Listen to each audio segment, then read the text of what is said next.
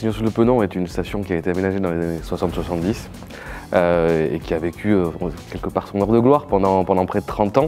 Et depuis 2016, la commune s'est engagée dans la démarche aménagement durable des stations, donc qui a permis d'entamer une nouvelle réflexion. En 2020, nous, on est arrivé avec mon équipe municipale, on a tâché d'élargir un petit peu la focale, non plus sur l'unique forum, mais sur l'ensemble de la station et du cœur du Penon, en l'occurrence, pour pouvoir relancer ce projet, avoir un projet qui soit par ailleurs un peu plus ambitieux, qui prenne en compte aussi tous les enjeux qu'on doit relever aujourd'hui. Donc on s'y est attelé depuis 2020. On a travaillé un pré-projet, on a une concertation qui s'ouvre aujourd'hui.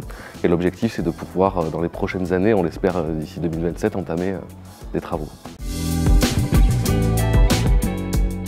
On a un enjeu prégnant lié au changement climatique puisqu'on est un territoire littoral. On a aussi un enjeu lié à l'avancée de l'océan, au recul de la migration dunaire, donc au recul de la dune. Donc c'est à la fois une réflexion pour embellir la station, pour également prendre mieux en compte les nouvelles mobilités, que ce soit les mobilités douces, piétonnes, puisqu'on est une station qui a été essentiellement axée sur la voiture puisqu'elle a été aménagée dans les années 60-70. Et puis plus largement participer et renforcer cette végétalisation qui fait son essence que l'on souhaite renforcer dans le cadre du nouveau projet.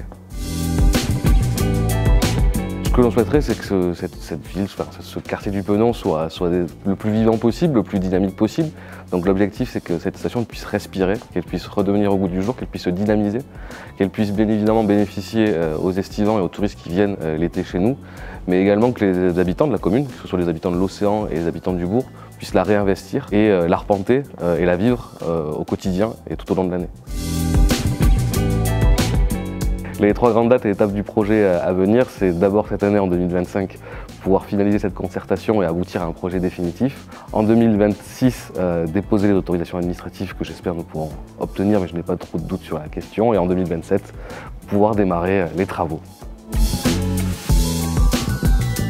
La concertation qui s'achève pour objectif justement de recueillir un petit peu l'avis de la population sur le premier plan guide qui a été réalisé, qui a été travaillé depuis 2020, pouvoir préciser un certain nombre d'aménagements, un certain nombre de besoins, pour faire en sorte que demain on puisse être en capacité de leur proposer des esquisses, des scénarios d'aménagement sur lesquels ils pourront rebondir et sur lesquels on pourra s'arrêter. Et après l'idée qu'on puisse amorcer une dimension un peu plus pratique et rentrer dans les travaux tout simplement et faire en sorte que cette station puisse revivre.